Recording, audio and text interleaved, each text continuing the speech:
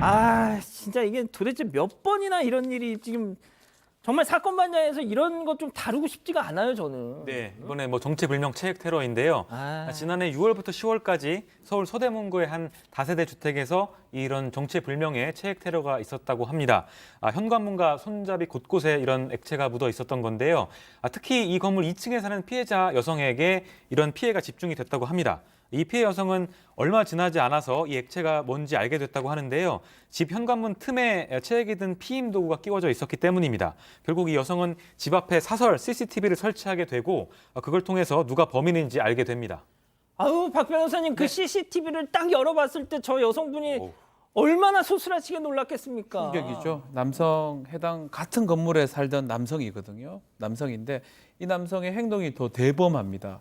이 자신의 체액을 이 여성 집 앞에 서성거리다가 택배를 개봉한 다음에 옷이나 이 택배에 들어온 물건에 그 체액을 묻힌 다음에 다시 합친 다음에 또 놔둡니다. 여성한테 이걸 보려고 보여주려고 했든지 어쨌든 간에 아주 대범하게 이런 어떤 범행들을 반복했던 것으로 보입니다. 자, 교수님, 정말 저는 뭐 성도착증 뭐 그런 거겠죠. 자, 그런데 단순히 그렇게 뭉뚱그려서 얘기할 게 아니라 진짜 저런 인간들의 그 심리는 뭘까요, 도대체? 이런 사람들은 통상 이제 평소에 그 이상적인 성적 환상을 갖고 있습니다. 그게 무슨 말이냐면 지금 피해자들은 이런 그 피해를 당한다라고 하는 그 사실 자체를 모르고 있는데 본인은 그것을 알면서 그렇게 그 어떤 범행을 한다라고 하는 것은 심리적인 우월감이라고 하는 차원에서 뭔가 자기가 이 기선을 주도권을 잡고 있다라고 이제 생각을 할 수가 있고요. 이 경찰 조사에서도 자신의 그 행동에 대해서 인정을 하긴 했는데 본인이 이제 어떤 그 범행 일시 때마다 피해 여성의 현관문 앞에서 음란 행위를 했다. 그리고 DNA 검사 결과에서도 그 남성의 체액으로 밝혀졌어요.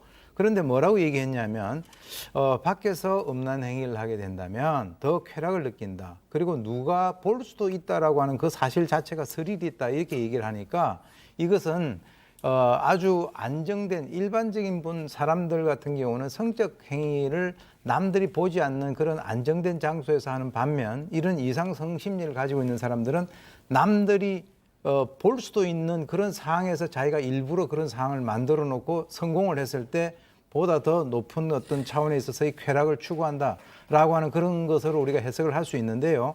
이 남성은 이미 앞서 아동 성범죄로 징역형 집행유예를 받은 그런 전력이 있습니다. 아이고, 어쩐지 지금 최승아님이 우리 집도 그런 적 있어요 이러십니다. 예, 최승아님이.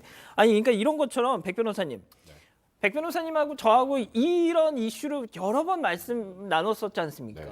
이게 근데 딱 적용되는 그거잖아요. 네, 일단은 이런 행동을 딱 보면 이건 무조건 성범죄구나. 아마 이렇게 생각하실 텐데 일단 우리 성범죄 체계에서는 신체적 접촉이 있어야 됩니다. 이건 없잖아요. 없죠. 본인 혼자 하고 문에다 발라놓고 막 한 건데 체액을. 그러니까 일단 성범죄 일반 우리가 하는 성폭행은 아니고 두 번째 이제 우리가 생각해 볼 수 있는 건 그럼 이제 이게 도대체 무슨 죄일까? 근데 물건이 부서지지 않았어도 심리적으로라도 이 물건을 사용해 곤란하게 만들어 놓는 것, 이제 그걸 재물 손괴죄라고 합니다. 그래서 문에다가 본인의 체액을 발라놨던 그 행위만으로 재물 손괴는 처벌이 되는데 여기서 마지막 하나가 남아요. 예. 바로 공연음란죄입니다. 어. 그렇죠? 공연음란죄. 근데 공연음란죄라는 건 그냥 그 죄명 그대로 사람들이 보는 앞에서 뭔가 음란한 행위를 하는 경우에 인정이 되는 게 공연음란죄인데 이 남성은 남들이 안 보는 데서 했죠. 예. 그러니까 최초에는 남들이 안 보는 데서 혼자 이런 행동을 했는데 이걸 과연 공연음란죄로 처벌할 수 있을까? 이제 이 부분이 좀 불투명했던 겁니다. 자, 박 변호사님이 마지막으로 자, 수사기관에서 노력을 했어요. 그래도 그렇죠. 성범죄 혐의까지 적용을 해서 재판에 이거 성범죄잖아요. 심각한 범죄인데 재물 손괴죄 정도로 적용하기는 너무 약하다고 그럼요. 해서 지금 백 변호사 설명한 공연 음란죄를 적용시키는 게 맞지 않느냐라고 아마 생각을 했는 것 같고요. 공연 음란죄를 적용을 합니다. 그 이유는 뭐냐면 공연성이라는 게 있거든요. 공연하게 음란 행위를 해야 되는데 음란 행위를 했는데 이 사람이 말하는 데서 힌트가 좀 있었어요. 쓰리를 느낀다. 자기는 없는 데서 사람들 보는 데서 밖에 보이지 않지만 그런 데서 쓰리를 느낀다는 이런 것들을 힌트를 얻어가지고 밖에서 음란 행위를 했고요. 근데 이 사실은 남들이 인식할 수 있는 정도만 된다 그러면 이게 공연음란죄 성립을 합니다. 그래서 이 재물손괴죄하고 공연음란죄로 기소를 하고요. 기소를 한 다음에 1심에서 징역 6개월이 나오는데 2심에서는 징역 4개월이 나오게 됩니다. 지금 법원 판결까지 지금 다 얘기를 해주신 건데, 자, 백 변호사님 그러면은 이게 항소심에서 징역 8개월이 선고됐다고 하는데요. 그러니까 일단은 1심의 그 재물손괴와 공연음란죄 6개월씩 나온 거를 2개월씩 깎아준 거고요. 예. 그래서 이제 징역 8개월이 확정이 됐는데 문제는 8개월만 사는 게 아니라 1년 8개월을 살아야 됩니다. 그 이유는 아까 오현석 교수님 말씀하셨던 것처럼 아동 성범죄로 징역형의 집행유예를 선고받은 적이 있잖아요.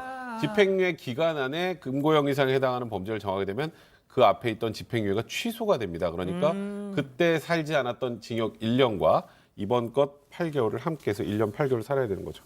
아니 진짜 이게 지난 8월에 영국 가디언에서는 이 체액 테러 이 사건을 한국의 이 체액 테러 사건을 보도하면서 한국에서는 이런 짓을 해도 성범죄로 처벌을 안 받는데요 하는 막 진짜 정말 망신스러운 기사가 나갔었습니다. 이거 지금 국회 말이죠. 이 관련 개정안이 지금 계류가 돼 있는데 지금 세워라 내워라 하고 그냥 지금 있어요. 이거 좀 빨리 좀 해주십시오 진짜. 예? 자, 오늘 법 이렇게 마무리하고요.